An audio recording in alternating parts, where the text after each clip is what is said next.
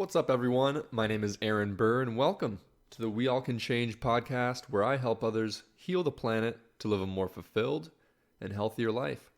Hey, thank you so much for listening in on my very first episode. I'm super excited to get this going.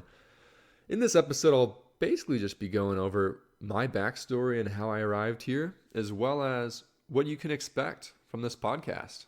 So, let's dive in. I'm 6'3". I'm 170 pounds last time I checked. I'm a Leo, and that's it. That's all you have to know. All right, next topic. Moving on. Let's see. I was born in Arizona. I lived there for about 10 years. Then I moved to Michigan. Lived there for another 10. Pretty standard family. They grew up in Michigan. My parents did. So I'm definitely a Midwesterner at heart, I suppose, being raised by them and then living in Michigan for my later years. I studied in Traverse City, Michigan for my associate's degree, and then I moved to Florida to study sustainability. I decided I wanted to take the social route of the environmental movement, because one, I knew I was good with people. Two, I really didn't like math that much. But three, I knew that environmental scientists were doing their jobs really well. And the facts were in, but people still weren't changing, right? So I figured it's time to focus on society, and it's time for the people to step up, right? So I decided to dedicate my life to this, which I'm so excited about, for sure. I know you can hear it in my voice. So I went down to Florida, sustainability, blah, blah, blah, blah. I definitely in the back of my head had this thought that I didn't really need college to do the things that I wanted to do. I've always wanted to be my own boss and toot my own horn, as they say. So had that thought in the back of my head, but I was kind of scared by, I don't know, society, I guess, right? Scared of failure, because if you don't have a degree, you're way more likely to fail. I think that's how it goes, right? So I was sitting in accounting one day. I was like, I gotta get out of here. But then something came up on my Facebook, because I was on Facebook in accounting, because that's what you do in accounting class.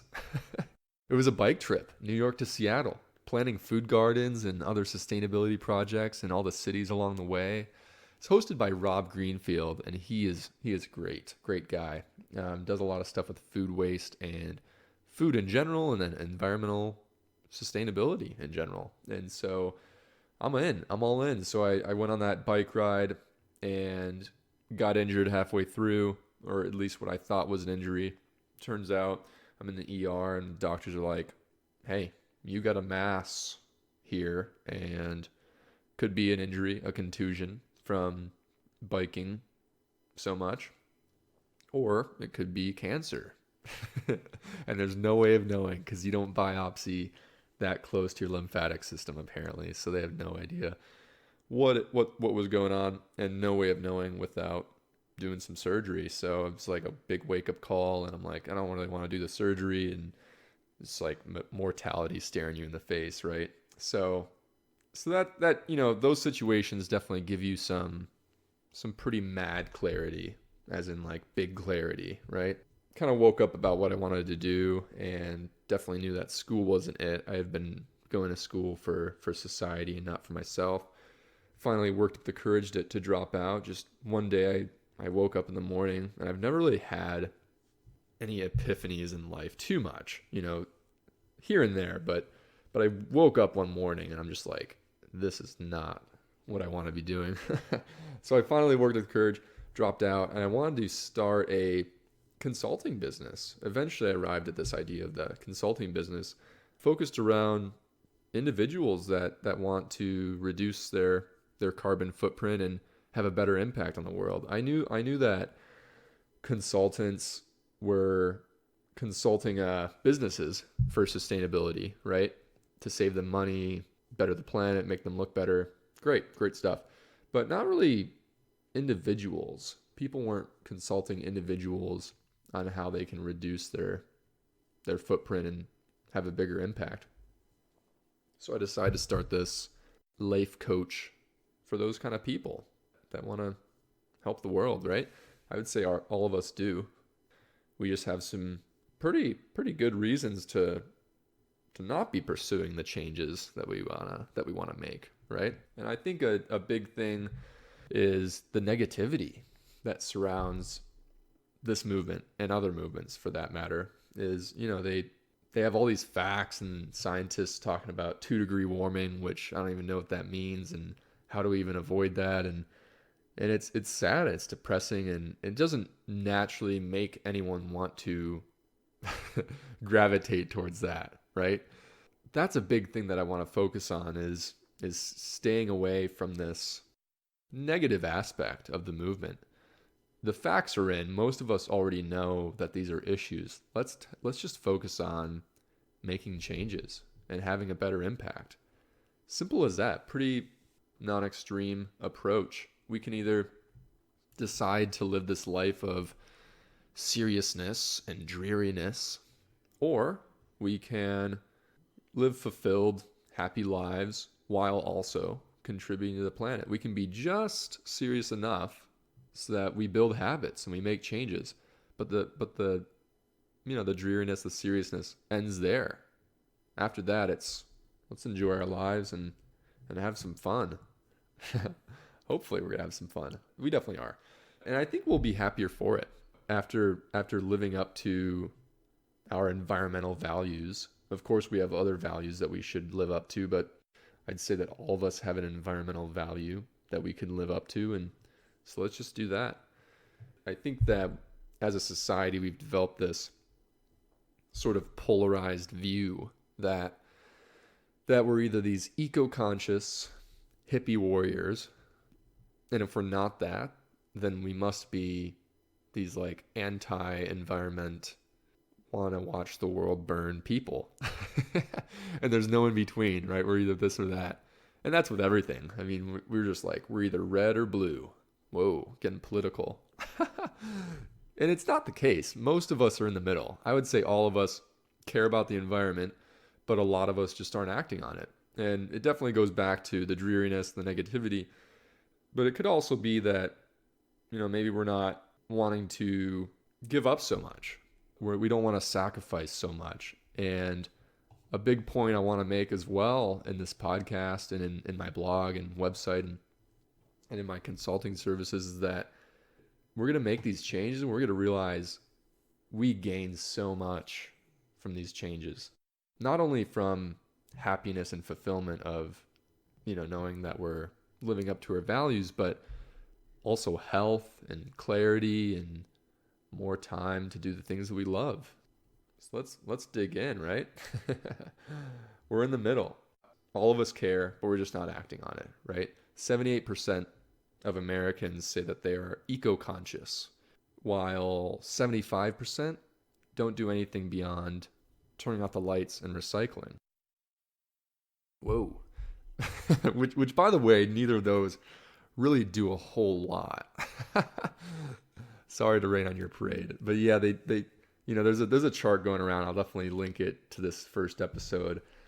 It's about basically measuring our impacts in the areas of our lives that have the most, I guess, effective and most impact on the planet. And so, of course, the most effective thing on the list is not having kids, because it's like a whole nother human to feed and have a footprint, right? And then way down the list is turning out the lights and recycling. But that's the whole point of this is to show how we can go beyond that and how we can do so much to have an impact and reduce our footprint without restricting our lives. So, what can we expect from this podcast? Well, I'll be going over in some episodes my challenges and my experiences along the way. Obviously, like all episodes, I'll be definitely talking about my experiences, but some episodes it'll be just me. Those will be typically shorter, anything from 20 minutes, maybe up to an hour sometimes, if I'm really really feeling a topic, it might be closer to an hour, but I'm assuming it's typically going to be like 30 minutes for by myself talk. Because I cannot imagine me talking for an hour by myself. No way. I'm having trouble enough just talking like 15 minutes. Other episodes, I'll bring on guests. Those will be experts on the topics that I'm talking about. They'll, people that have devoted their lives to that specific topic or whatnot. And then other times I'll bring on guests that are just listeners or readers of We All Can Change.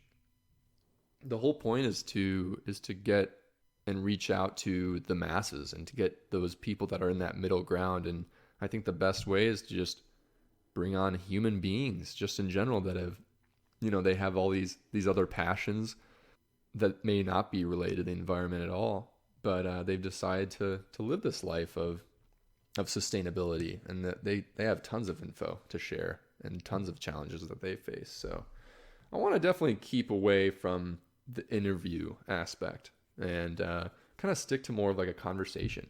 A lot of people, or a lot of podcasts, I guess, just like interview their guests, and over again, it's just like a bunch of interviews of these people, right? And so I'm hoping the experts that will come on will definitely already have a bio about them somewhere, if not from me.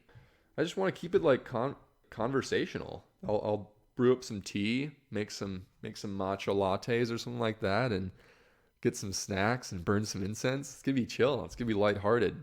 That's the whole point, is keep away from the dreariness of everything. There's obviously some urgency in this issue and in this movement, but like no one's gonna change if I'm like getting on here just like screaming into the microphone telling you that the world's gonna burn if you don't uproot your whole life.